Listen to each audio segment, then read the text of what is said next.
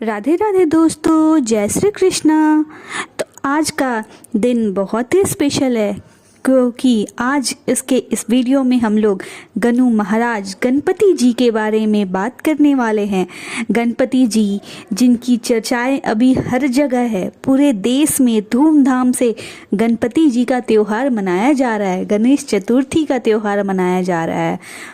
पर आज की वीडियो में हम बात करेंगे कि क्या आप सभी को पता है कि आखिर किसी भी कार्य में हमारे सनातन धर्म में सबसे पहले गणपति भगवान की पूजा क्यों की जाती है, इसका क्या कारण है, क्या आपको पता है? तो चलिए इस पर हम लोग चर्चा करते हैं।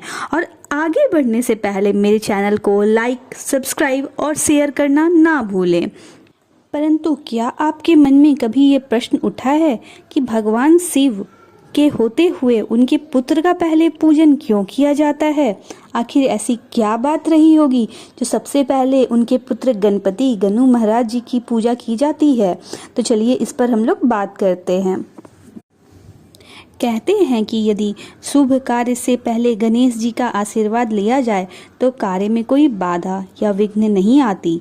लेकिन बहुत कम लोग जानते हैं कि आखिर भगवान शिव और भगवान विष्णु से पहले गणेश जी का पूजन क्यों किया जाता है।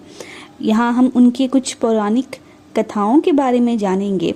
बहुत सारी कथाएं प्रचलित हैं गणेश भगवान के बारे में। पौराणिक कथा के अनुसार एक बार सभी देवी देवताओं के बीच इस बात पर विवाद हुआ कि आखिर धरती पर सबसे पहले किस देवता का पूजन होना चाहिए।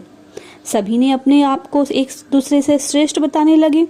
देवताओं के बीच उत्पन्न इस विवाद को देखकर नारद जी ने सभी देवताओं को भगवान शिव की शरण में जाने की सलाह दी। सभी देवता भगवान शिव के पास पहुंचे और उनको पूरी स्थिति के बारे में बताया। जब भगवान शिव ने देवताओं के इस झगड़े को देखा तो उसे सुलझाने के लिए एक योजना बनाई। उन्होंने इसके लिए एक प्रतियोगिता आयोजित की। प्रतियोगिता के अनुसार सभी देवताओं को अपने अपने वाहन पर बैठकर पूरे ब्रह्मांड का चक्कर लगाने के लिए कहा गया। जो भी देवता ब्रह्मांड का चक्कर लगाकर सबसे पहले वापस आएगा उसे ही धरती का प्रथम पूजनीय देवता का स्थान दिया जाएगा। भगवान शिव की इस बात को सुनकर सभी देवी देवता अपने अपने वाहन पर सवार होकर ब्रह्मांड की परिक्रमा के लिए निकल पड़े। इस प्रतियोगिता में गणेश जी भी शामिल थे और उनकी सवारी थी चूहा यानी कि मूसक। मूसक की गति बहुत धीमी होती है और ऐसे में गणेश जी सोच में पड़ गए। इसके बाद उन्होंने ब्रह्मांड का चक्कर लगाने के बजाय अपने माता पिता यानी भगवान शिव और माता पार्वती की 7 परिक्रमा की और हाथ जोड़कर उनके समक्ष खड़े हो गए। जब सभी देवता ब्रह्मांड का चक्कर लगाकर वापस लौटे तब वहां गणेश जी पहले से मौजूद थे और भगवान शिव ने गणेश जी को विजयी घोषित कर दिया, जिसे सुनकर सभी देवता अचंभित हो गए कि चूहे की सवारी से पूरे ब्रह्मांड का चक्कर इतनी जल्दी कैसे लगाया जा सकता है। तब भगवान शिव ने बताया कि माता पिता को ब्रह्मांड व पूरे लोक में सर्वोच्च स्थान दिया गया है और उन्हें देवताओं के समान पूजा जाता है। गणेश जी ने ब्रह्मांड का चक्कर लगाने की बजाय माता पिता की परिक्रमा की है। भगवान शिव की बात सुनकर सभी देवता उनके निर्णय से सहमत हो गए और तभी से गणेश जी को प्रथम पूजनीय देवता माना गया है। गणेश भगवान हमारे गणपति जी बुद्धि के देवता माने जाते हैं। हर काम के शुभारंभ से पहले हमें बेहतर योजना, दूरदर्शी फैसले और कुशल नेतृत्व की आवश्यकता होती है। अगर गणेश के पहले पूजन को सांकेतिक भी माने तो ये सही है कि हर काम की शुरुआत के पहले बुद्धि का उपयोग आवश्यक है और बुद्धि देने वाले भगवान गणेश ही हैं।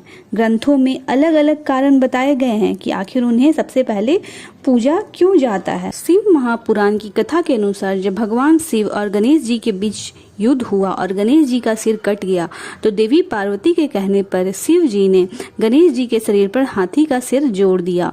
जब देवी पार्वती ने भगवान शिव से कहा कि इस रूप में मेरे पुत्र की पूजा कौन करेगा, तब शिव जी ने वरदान दिया कि सभी देवी देवताओं की पूजा और हर मांगलिक काम से पहले गणेश जी की पूजा की जाएगी।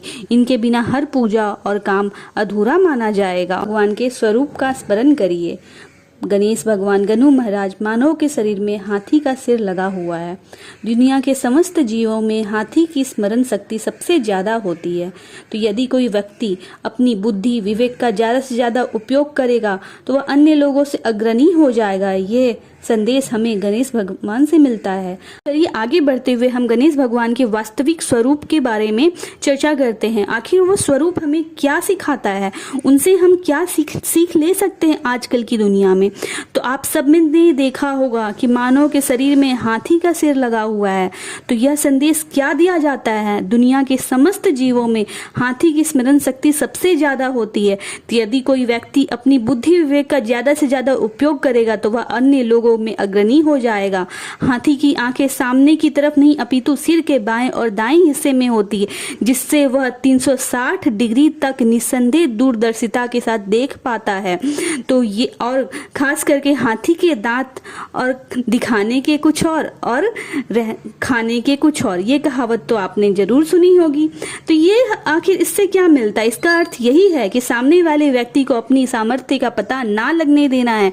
कान बहुत बड़े होने का अर्थ श्रवण शक्ति या सुनने की क्षमता का अधिक होने से है, क्योंकि व्यक्ति जितना ज्यादा सुनेगा उतना अच्छा संभाषण करेगा। गणेश जी के बहुत बड़े पेट होने का भी प्राय है कि हर व्यक्ति जो आपसे जुड़ा है उसकी बातें अपने पेट में हजम करके रखें। इससे लोग आप पर अत्यधिक विश्वास करेंगे और आपकी लोगों के बीच में प्रतिष्ठा भी बढ़ेगी। तो ये सब संदेश हमारे गणु महाराज हमें देते हैं। तो ये सब सीख हमारे वास्तविक दिनचर्या में हमें अपनानी चाहिए, जिससे कि हम सब सारे कामों में सबसे अच्छा कार्य कर सकें। तो आप बताइए कि आपको मेरा वीडियो कैसा लगा। अगर अच्छा लगा तो प्लीज़ मेरे चैनल को लाइक, सब्सक्राइब और शेयर करना ना भूलें। धन्यवाद।